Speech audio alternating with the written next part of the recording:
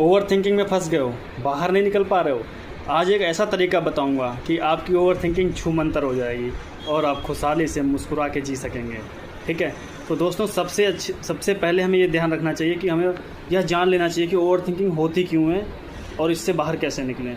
किसी भी समस्या से अगर हम बाहर निकलना चाहते हैं तो सबसे पहले उसे पहचानना बहुत ज़रूरी होता है। जैसे कि मान लो आप किसी रास्ते पे चल रहे हैं और अगर वो रास्ता कटा हुआ है, बीच में बंद है, तो आप वहाँ नहीं जाएंगे, उससे आगे नहीं जाएंगे, वापस आ जाएंगे। ठीक है, उसी प्रकार जब हमें यह पता लग जाता है कि हमें ओवर थिंकिंग हो रही है और उसको हम पहचान लेते हैं कि ये ओवर थिंकिंग है, इसका कोई मतलब नहीं है, तो ओवर थिंकिंग रुकने लगती है। जी हाँ, बिल्कुल ये सही बात है।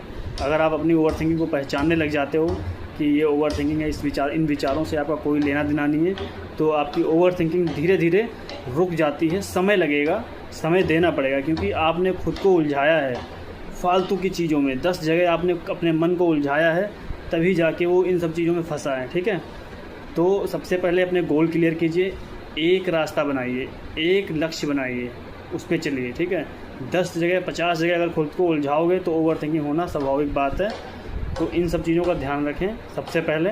और उससे पहले आप ये भी ध्यान रखें कि ओवर थिंकिंग को अगर आप बाहर निकालना चाहते हैं पूरी तरह से, तो कम से कम 6 महीने से 1 साल तक आपको इसकी प्रैक्टिस करनी पड़ेगी, अपनी ओवर थिंकिंग को पहचानना पड़ेगा। जब भी आपको ओवर थिंकिंग हो तो खुद को बड़े ही प्यार से बताओ कि ये सिर्फ ओवर थिंकिंग है, इन विचारों से मेरा कोई लेना देना नहीं है ये। और जब आप खुद को ऐसा बताओगे तो धीरे धीरे आपका मन स्वीकार करने लगेगा कि इन सब चीज़ों से मेरा कोई लेना देना नहीं है, और आप उनसे कुछ दिनों में आपको पता लगने लगेगा कि हाँ यार ये काम कर रही है, और आप उससे बाहर खुद को निकलते हुए देखेंगे।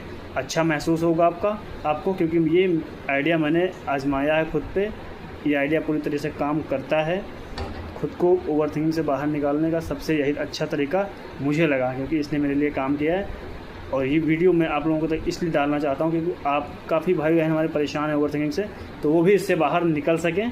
तो उन सबसे ज़्यादा ज़रूरी है लक्ष्य बनाओ एक। ठीक है, 10 लक्ष्य अगर आप बनाओगे तो उसमें फंसोगे यार। ठीक है, अगर 10 नाव पे जाके चढ़ के आप नदी पार करना चाहते हो तो दोस्त गिरने का खतरा बहुत ज़्यादा है।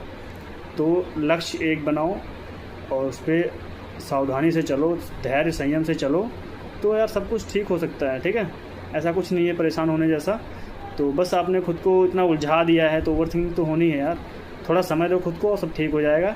अपना और अपने परिवार का ध्यान रखें, और ध्यान रखें अगली बार जब ओवर थिंकिंग हो तो उसको पहचानना बहुत ज़रूरी है, और खुद को बताना है कि ये ओवर थिंकिंग है, ठीक हो जाएगा, इससे मेरा कोई लेना देना नहीं है। फिर देखना धीरे धीरे ये ठीक हो जाएगी और आप मस्त हो जाओगे। Love you.